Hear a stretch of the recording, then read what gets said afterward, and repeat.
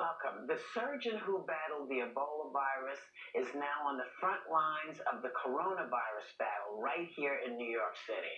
Please welcome Director of Global Health and Emergency Medicine at New York Presbyterian Columbia University Medical Center, Dr. Craig Spencer. Welcome, Dr. Craig. Hi, good morning. I can't imagine. Thanks for having me on. Hey, thanks for coming. I can't imagine what you all are seeing in hospitals all over the country and what you're going through right now. Tell us from the front lines, what's happening? Well, thanks for letting me share the story, because we really want to let people know what it's like inside of our emergency rooms, inside of our intensive care units. People are seeing a lot of empty streets. Times Square in New York is empty. But that's not the reality of what we're dealing with on a daily basis. Every day we're going in and we're seeing really sick patients. It's hard because we're being forced to do things that a lot of us haven't had to do before. But at the same time, the pandemic has been in New York City now for almost a month, and we're starting to see some bright hope in that some patients are starting to get discharged from the hospital, people who have already been on mechanical ventilators or admitted and really sick. We're seeing a lot of them, thankfully, going home. At the same time, we're still seeing on a daily basis more really sick people coming in, needing help with breathing, needing oxygen, needing to go on mechanical ventilators. So I will say I've never had greater team solidarity with my colleagues at the hospital. It's physically exhausting, it's mentally exhausting, but it's something that we all love to do, and we're going to keep doing it every day as long as we need to. Thank you. We're so happy that you're doing this, and we thank you for your service right now. Back in 2014, you were the first person in a metropolitan area to contract Ebola. Now, and you were getting back from helping sick patients in West Africa. But you've said that COVID-19 worries you more than Ebola. Why? In 2014, I was working in West Africa, and I was so concerned about what I was seeing. We would talk to patients in the morning, go home for lunch, and come back, and some of those people would be dead. It was devastating. There wasn't a great response internationally. We were slow to respond, and because of that, unfortunately, more people that I worked with or patients that I saw died. My concern right now with COVID is that we didn't take it seriously early enough. We were warned by China, and we didn't react. We were warned by Italy, and we didn't really prepare. In fact, we've known since West Africa that we need to be prepared. We need to build these pandemic response systems. And we just haven't been funding it here in the United States the way that we should have. And we're seeing the complications and the consequences of that right now. I'm also afraid that people aren't taking it serious, even as it starts to spread across the rest of the country. If there's one message that I can share, it's that this is really real, and it can take anyone down, young or old, no matter where you are, whether you're Democrat or Republican, it doesn't care. The only bipartisan thing right now in the country, it seems like, is our susceptibility to getting infected with coronavirus. Dr. Craig, thank you again for joining us. At a press conference over the weekend, President Trump said this: we have some healthcare workers, some hospitals hoarding equipment, including ventilators. He also told reporters they should look into the disappearance of masks from New York hospitals. Do you have any idea what he is talking about? Have you seen any of this? Quite honestly, the only thing that I've seen is all of my colleagues, not only at my hospital, but all around the city, just stepping up, working extra shifts, doing whatever they can to provide the best patient care. And yeah, we all have concerns about the number of ventilators. We know that if this continues at the same rate, we might not have enough. We need to be prepared. In terms of masks, no, everyone is worried about our supply. We know that we could need billions of masks if this continues into next year. Are people hoarding masks or stealing them? Not that I'm seeing. What I'm seeing is people show up and use that personal protective equipment to keep them safe and do everything they can so that they can stay on the front lines. We know that healthcare workers are much more susceptible to this virus. Up to 8% of all the infections we were seeing in Italy were among healthcare workers. We're seeing the same in Spain. We can't have our frontline providers, our nurses, our doctors, our respiratory therapists, we can't have them getting sick.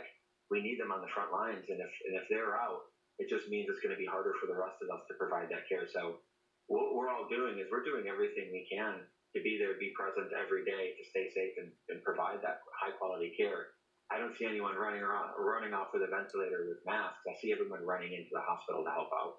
Now, at your hospital, you assume every patient has COVID-19. Mayors and governors are warning that things are going to get even worse in the next few weeks. But at the same time, we are hearing that the number of cases, at least in New York, are slowing down. Instead of doubling every 2 days, it's now sometimes every 6 days. So is there anything to be encouraged by in terms of looking at the numbers? Yeah, that's a great question. And I know it's maybe confusing for a lot of people because you hear things are getting worse, but at the same time, you hear things are getting better. Look, what we're doing right now is try to prevent the worst case scenario. And we know that this decision to socially distance, to really get people off the streets in New York, is not stopping cases. People are still getting sick, but it's slowing down the rate or the speed at which people are getting sick. That means that instead of cases doubling every 2 days, they might double every 3 or 4 days. That doesn't mean cases are going away. We still have a lot more cases that are going to come in. Hospitals are now starting to get filled up. So this is when we might see some of the consequences of that. But again, this is really just kind of a warning to everybody else. Social distancing is key. Physical distancing is key.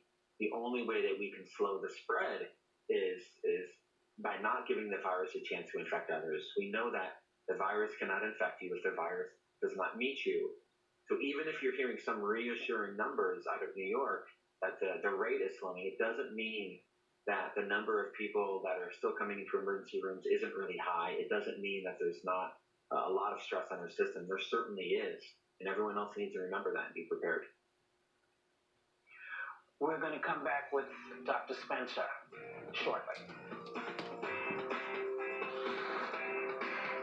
In the blood of patients who have been infected.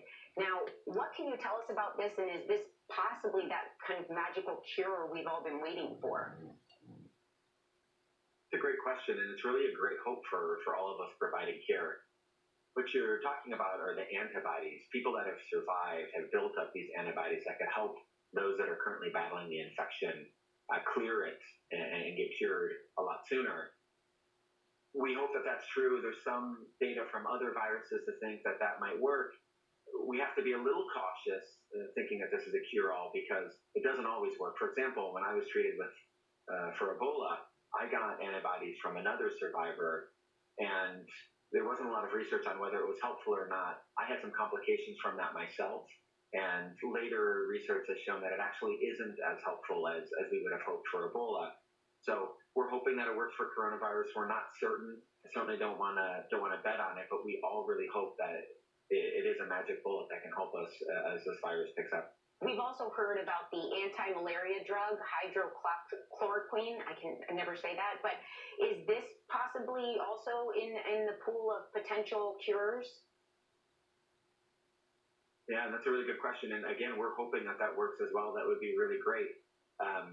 We just don't have enough data. Some of that's starting to be collected now. We know that people have been taking hydroxychloroquine for many medical issues in the past.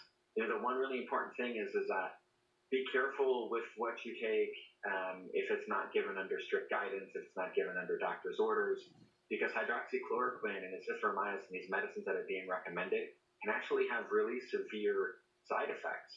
They can have impact on your heart's conduction system, especially if you're taking other medications. So again, we don't know that they're a cure-all. We hope that they are. We need more data, but just be really careful with the medications that you're taking because cure may be worse than the disease.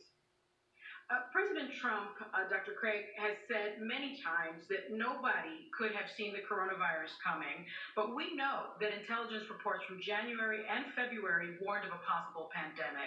So as a medical care provider, how frustrated are you that we weren't better prepared? And do you believe, as I do, that the biggest reason we are playing catch up is because we didn't and still don't have the testing that we need?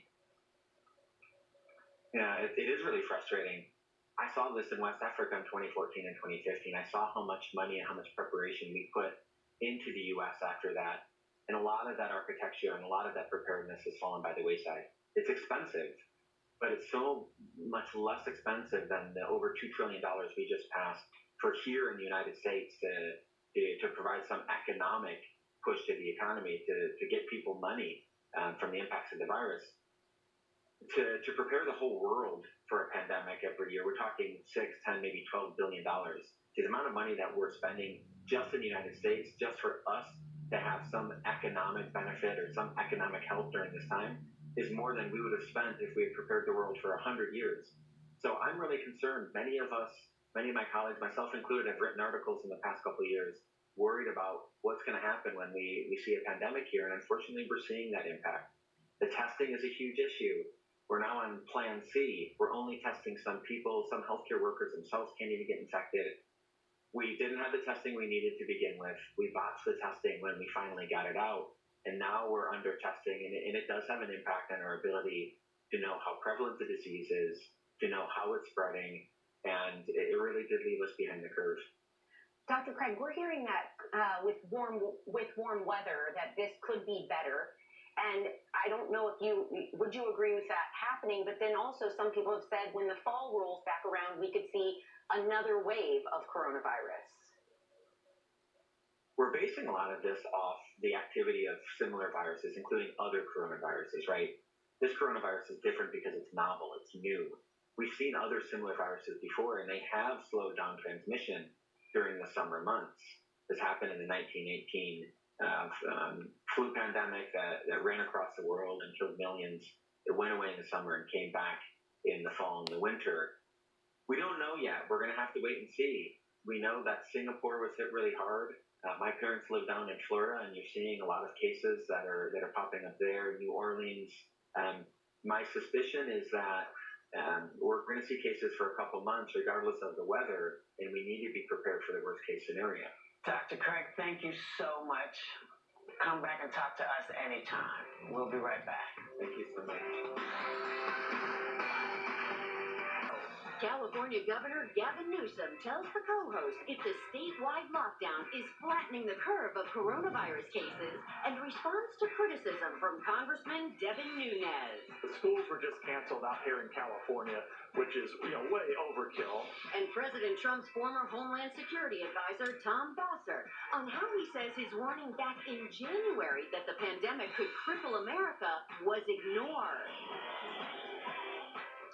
Hey, before we go off the air today, do you guys mind if I do a little plea to the people? I have a lot of friends who are friends of Bill W. That means they're in Alcoholics Anonymous or recovering alcoholics or drug addicts. And I just want to say to them, if you're having a problem, call somebody. Do a virtual meeting. Take a little time to enjoy the view.